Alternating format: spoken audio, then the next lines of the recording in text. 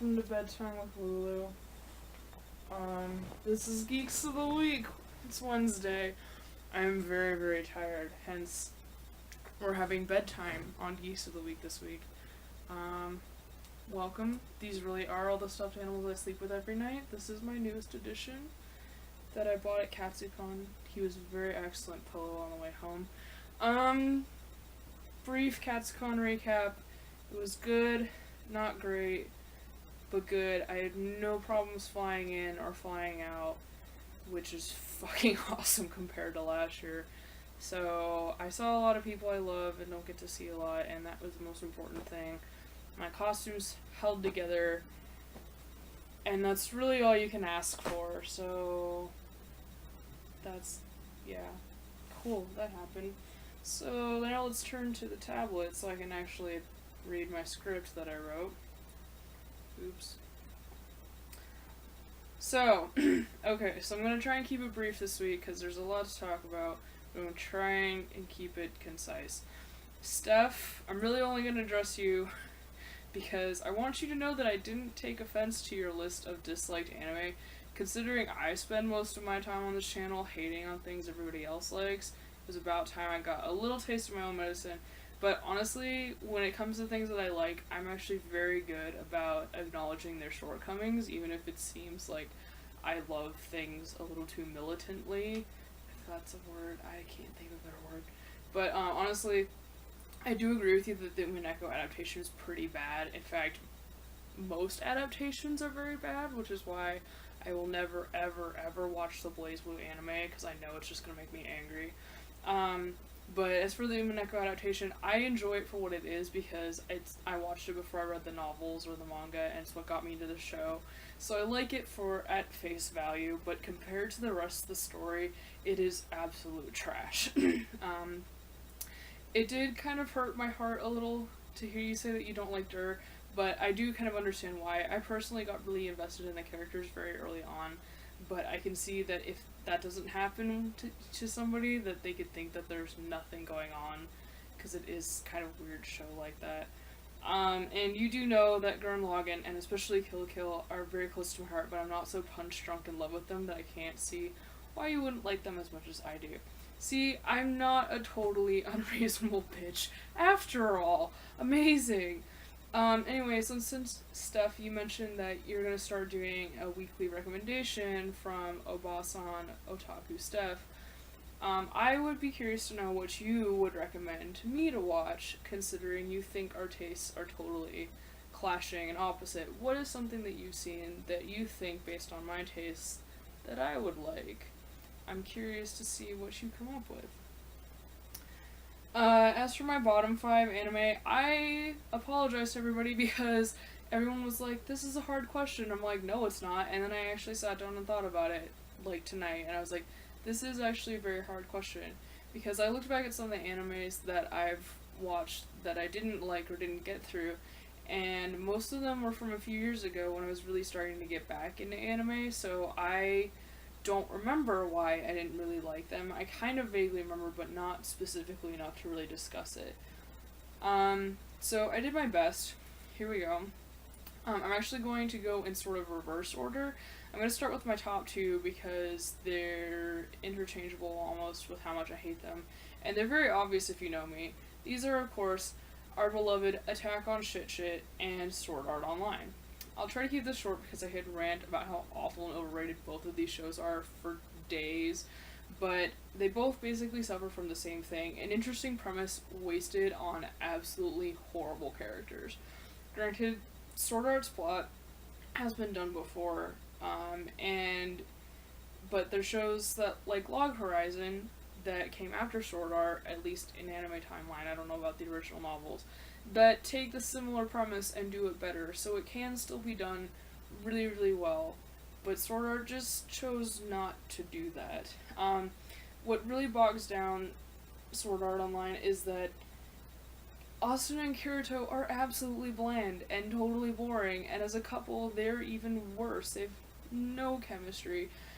In fact, it's characters like Lisbeth, who only show up for a single episode, then you never see them again, that have more chemistry with the other characters and have more heart and just more personality than any of the recurring characters, and that is a tragedy because it shows that whoever wrote the show had the potential to make good characters, or at least decent characters, and just didn't do it. Just a total, complete waste. As for Attack on Titan, it kind of has the opposite problem because, I mean, the characters are so bad that I was very genuinely upset when Armin didn't get eaten in, like, one of the first few episodes where they tease that you think he's gonna get eaten, and then he just doesn't. I'm like, you know you have a shitty character when I'm disappointed that he does not die. I don't like it when characters die, but it would have made the show more interesting, and it would have gotten rid of one of the many shitty characters on that show. Just decisions were made and they were wrong, and I need to get my script back. I'm sorry. Anyway, so next on the list, this is kind of like at the bottom. So what, like 1, 2, and now I'm at 5. I would have to say, I guess High School DxD because it's one of the few animes I've watched recently. It's really the only anime I've watched recently that I just did not enjoy. I think a lot of it was because my boyfriend hyped it up so much that by the time I watched it, which he put on, like, the week of a con, so I was already in a shitty, stressed out mood, I just couldn't deal with the over-sexualized characters and the really, really, all the ecchi overtones and the lame attempts at raunchy humor. I just could not do it. Sometimes I have a tolerance for those things, but I couldn't do it at that time.